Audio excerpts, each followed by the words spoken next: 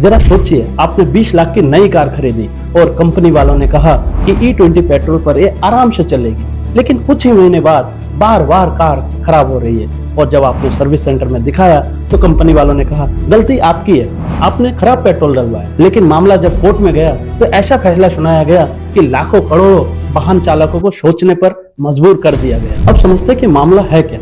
देखिए, ये रायपुर के एक डॉक्टर की कहानी है जिन्होंने 20 लाख रुपए से एक grand Vitara strong hybrid car खरीदी और कंपनी वालों ने कहा कि ये कार E20 पेट्रोल पर आराम से चलेगी। शुरुआत में तो सब कुछ सही था, लेकिन कुछ ही महीने बाद कार के डैशबोर्ड पर एक इंजन मालफंक्शन का मैसेज आने लगा। फिर शुरू हुआ असली खेल।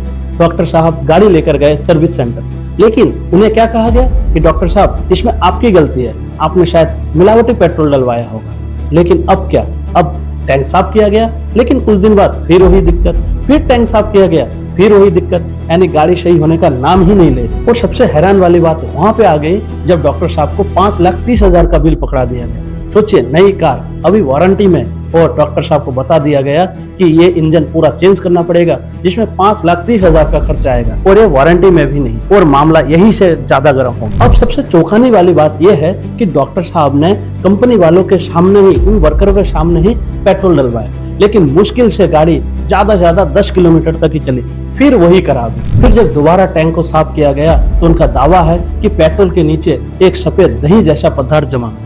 अब सवाल ये है कि जब अलग अलग जगह से पेट्रोल भरवाया जा रहा है और यदि पेट्रोल में कोई खराबी भी हो तो आखिर गलती किसकी?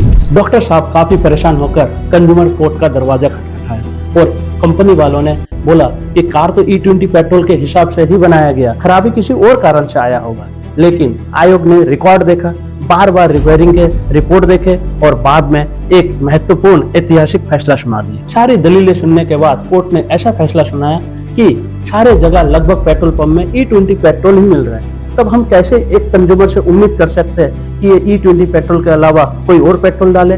जब बाजार में E20 पेट्रोल ही डल रहा है तो एक कंज्यूमर E20 पेट्रोल ही तो डलवाएगा, वो कहीं से दूसरा पेट्रोल कहां से लाएगा? अब कोर्ट ने सख्त आदेश दिया गया कि कंपनी उस कंज्यूमर को या तो नई E20 के हिसाब से कार दे दे या फिर उसकी कीमत करीब 20.50 लाख रुपए दे दिया जाए। साथ ही साथ उनके साथ मानसिक परेशानी के लिए 1 लाख रुपए दिया जाए और जो भी खर्चा किया गया या कानूनी तौर पर जो खर्चा आया होगा उसमें 10,000 रुपए उनका मुआवजा दिया जाए, और वो भी सिर्फ और सिर्फ मात्र 45 दिन के अंदर दिया जाए। अब सबसे बड़ा सवाल ये है कि यदि आपके पास भी कार E20 कंपैटिबल बताकर बेची गई और E20 पेट्रोल भरवाने के बाद ऐसी दिक्कत आ रही है तो इसके जिम्मेदार कौन होगा? पेट्रोल पंप वाला होगा, कंज्यूमर होगा या कार कंपनी वाला होगा? ये विषय अब पूरे देश में एक चर्चा का विषय बन गया है।